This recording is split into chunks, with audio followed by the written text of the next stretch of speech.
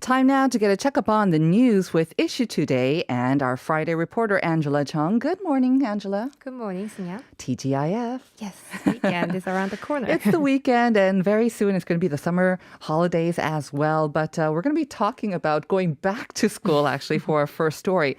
Now, kindergartens, elementary, middle, and high schools are going to be reopening for in-person classes, according to the new social distancing measures. But I think we kind of left out university and colleges. Let's get check up on them. Right. Universities and colleges will partially resume in-person classes for this upcoming fall semester.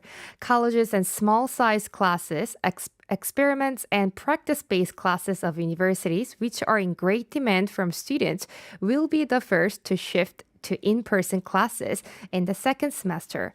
After late September, when 70% of the entire population will complete their first dose of COVID-19 vaccinations, in-person classes will expand to an even larger scale. Okay, you said that they're going to partially resume in-person classes. Does that mean that it's kind of up to the discretion of the individual universities and colleges? Exactly. Partially here means the number of in-person classes can differ depending on the university. The Ministry of Education directed the universities to decide autonomously how many classes will be in-person classes, considering its own circumstances on the precondition they abide by COVID-19 disinfection rules. According to the ministry, 5 universities have conducted in-person classes 100% this year, and if distancing within class is possible, in-person classes can resume on a full scale even before 70% of the nation's population receive their first vaccine shots. Okay, so it could be good news or bad news maybe for students, depending on the students. I know my niece actually enjoys the offline learning or online learning rather. But I know that there have been some complaints, of course, about students having to pay the same tuition fee for online classes. Right. A recent survey by the Ministry of Education on over 90,000 university students found 63.1% of the respondents were for in-person classes, for experiments and practice-oriented classes. Small-scale classes where distancing between students is possible will also be subject to in-person classes, but the definition of being small will be made by each university. Well, it does seem like late September will be a turning point, and that, of course, is when, as you mentioned, 70% of Korean people hopefully will have received their first dose of the COVID vaccine. Now, there are going to be recommendations, of course, for universities in terms of social distancing measures and disinfection measures until then? Right. The Ministry of Education recommended until September, universities should run classes and other activities mainly on a small scale, and large-scale face-to-face events or festivals during this period will be prohibited. And for student council and clubs, the different limited number of participants will be allowed depending on the social distancing level. Students are told to refrain from using multi-purpose facilities such as libraries, cafeterias, and so on. Right, and we all have to keep our guard up, of course, with the new Delta variant posing a big problem as well. Let's move on to our next item, though. All right, it's come out. Well, a lot of people were paying attention to whether BTS can be exempted from mandatory military service, but the conclusion has come out now. Yes, BTS members will be able to postpone their military service until the age of 30, according to the revised enforcement decree of the Military Service Act by the Ministry of National Defense. The National Assembly passed the revised Military Service Act at the end of last year, which included outstanding performance in pop culture and arts sectors in the list of beneficiaries who are to postpone their military service. Right, so this is probably bad news for Army fans. I know that a lot of them have been pushing for maybe exemption, but they have been granted sort of a reprieve anyway, delay in that. So explain in more detail the revised Military Service Act and how it also relates to BTS.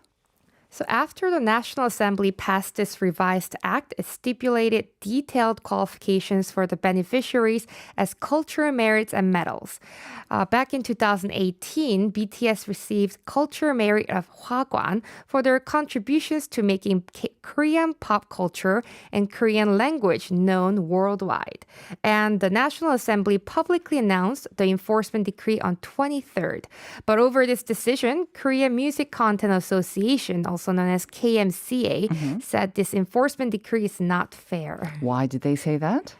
The KMCA argues this decision to allow postponement of military service is discriminatory against BTS members because global stars in other sectors, such as sports, have been exempted from the military duty. The KMCA cited people like Ryu Hyun-jin, Son Heung-min, Lee Chang-ho, and Cho Sung-jin, who have been exempt from the military service for their contribution to enhancing national image and reputation.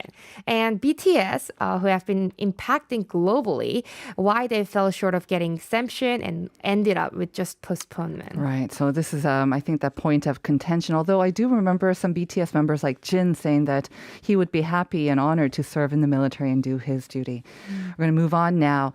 Some good news regarding drunk driving. And the only good news is that the number of drunk driving incidents has gone down. So tell us more about this story. Sure. Seoul Metropolitan Police announced the number of drunk driving accidents fell greatly from December last year to June this year. The number of drunk driving accidents decreased by 41.2% to 931 cases compared to a year earlier when the Yoon Chang-ho Act didn't exist. Deaths from drunk driving accidents also went down by 33.3% to 8 cases compared to the same period last year. It was analyzed that Yoon Chang-ho Act was played a significant role in lowering this number. Right. So many people in Korea, of course, will remember Yoon Chang-ho, after whom this act is named. A very tragic case of a 22-year-old soldier who was on leave during Chuseok and then hit by a drunk driver. He died 46 days later. But his death has led to this great act. Tell us more in detail about this Yoon Chang-ho Act. Yeah, so when I looked it up, it actually started exactly 2 years ago on June 25th of 2019. So it has been 2 years since the Yoon Chang-ho Act was in place. Yoon Chang-ho Act combined 2 acts, so Act on Aggravated Punishment for Specific Crimes and Road Traffic Act with stricter criteria for suspending or canceling driver's license.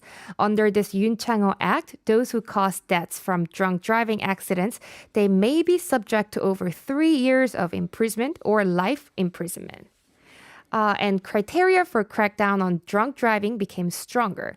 So now it's 0.03% or higher means suspending your driver's license, which used to be 0.05% previously, and 0.08% or higher, which was increased from 0.1% previously, means your driver's license will be canceled. No excuse for drunk driving, especially with all the daeri and convenient public transportation that Right. we have here in Korea. Thank you very much for those updates, Angela. Have a great weekend. Yes, have a great weekend. We'll see you on Monday. See you on Monday.